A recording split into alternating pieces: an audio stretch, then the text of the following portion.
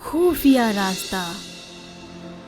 Alien के हादसा के बाद शिकारपुर जंगल में अब काफी रौनक रहे। सब कोई अब बहुते खुश रहे और एक दूसरा के साथ हंस खेल के समय बितावत रहे। लेकिन एक रात जब सब कोई सुतल रहे तो अचानक जंगल में चिल्लाए की आवाज आई। जानवर के चिल्लाए की आवाज सुन के पीलू भाई, पिंटू और दुखी देवी बाहर अइले। जैसे ही तीनों बाहर अइले, जंगल के आधा हिस्सा में आग दिखाई देलक, जेकरा कारण वहाँ ढेर सारा धुआं हो गई रहे। ये नज़ारा देख के पीलू भाई, पिंटू और दुखी देवी के साथ साथ जंगल के बाकी जानवर भी ये देख के डर गए रहन सन। सब केहू जैसे तैसे तालाब में से पानी लेके आग बुझावे की कोशिश कैलक। काफी देर के मुशक्कत के बाद आग बुझ गई कि तभी सब केहू देखलक कि जहाँ आग लागल रहे वहाँ एगो शेरनी बेहोश पड़ल रहे। ये देख के सब कोई बहुते डरा गए। अरे ई शेरनी के हालत तो बहुते खराब लागता। चला एकरा के घरे ले चले के ताकि एकर इलाज हो सके। हाँ पीलू भाई, हमनी के एकर जान बचावे के होखी।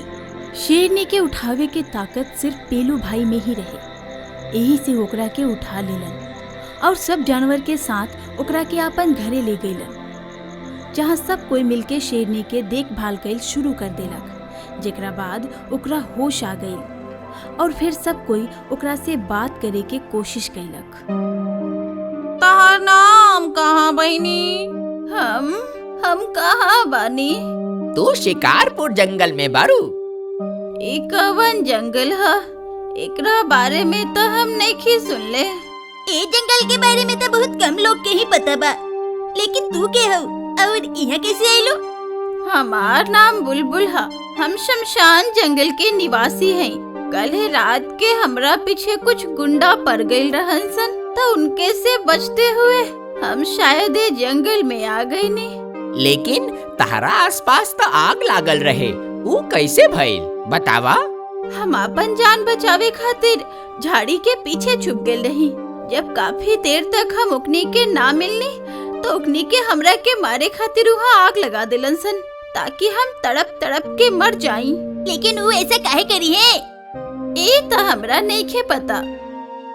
बुलबुल की बात सुन के सब कोई के ओकरा पर बहुत तरस आ गई। जेकरा बाद सब कोई बुलबुल के तब तक वहाँ रहे के इजाजत दे दिलक जब तक वो ठीक नहीं हो जात। अब बुलबुल भी वहाँ सबके साथ रहे लागल रहे। ऐसे ही कितना दिन बीत चुकल रहे, लेकिन अचानक जंगल में अजीब तरह के हलचल होके लागल। रात होके पर जंगल से अजीब अजीब से आवाज आवे लागत रहे, जैसे कि कुल्हाड़ी की आवाज, सामान के यहाँ से वहाँ खिसकावे की आवाज और भी कितना तरह की आवाज। ये बात अब जंगल में रहे वाला हर एक जानवर के परेशान करे लागल रहे। उस सबके समझ ना आवत रहे कि वहाँ ऐसे काहे हो रहल बा। बात के पता लगावे खातिर सब कोई फैसला कैलक कि जंगल में छानबीन करल जाओ।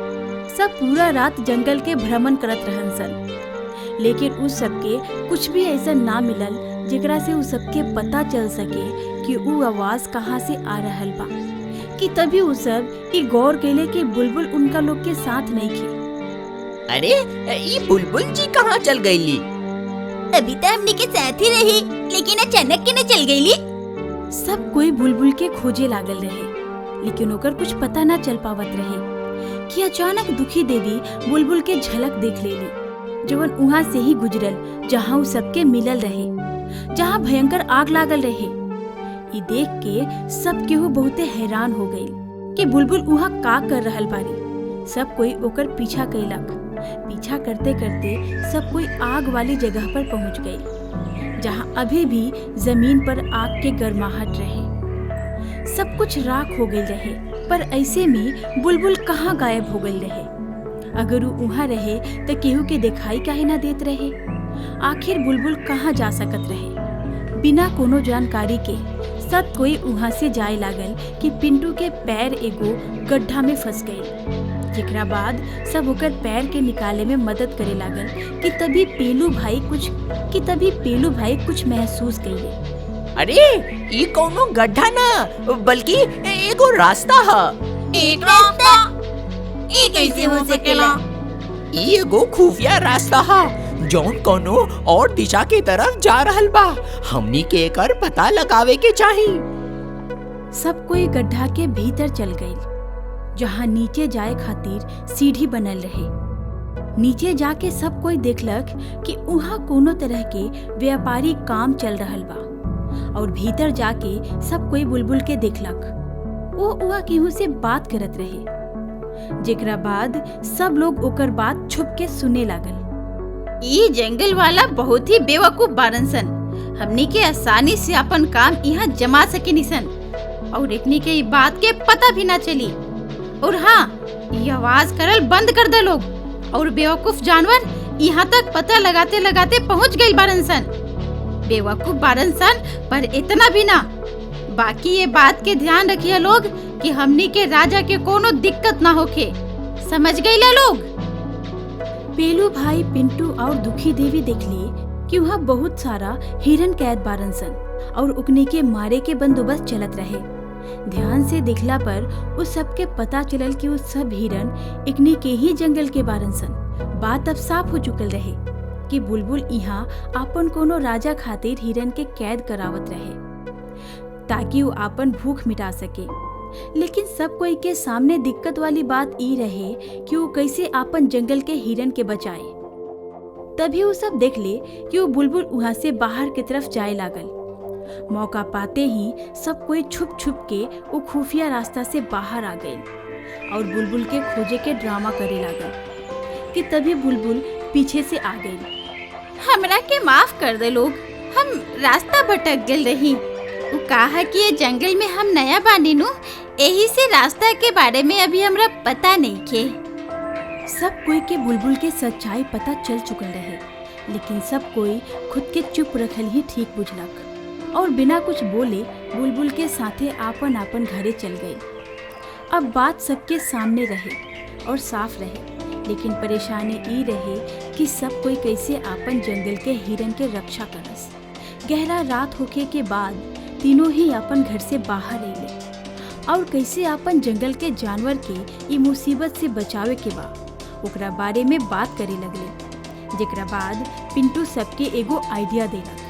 पिंटू के बात सबके सही लागल और तीनों ही खुफिया रास्ता के ओर निकल गए। वहाँ पहुँचते ही पिंटू ओकरा भीतर गए और बुलबुल के साथी के अपन हरकत से ध्यान भटकावे लागल। ध्यान भटकल देख के पेलू भाई और दुखी देवी भीतर आ गए और सब हिरन के बचा के अपना साथी बाहर ले आए। वहाँ बुलबुल के साथी के जब एकरा बारे में पता चलल तो सीधा बुलबुल के पास गए। बात के पता लगावे खातिर बुलबुल जब घर से बाहर निकलल तो वो देखलक ढेर दूर जाए के जरूरत नहीं थे।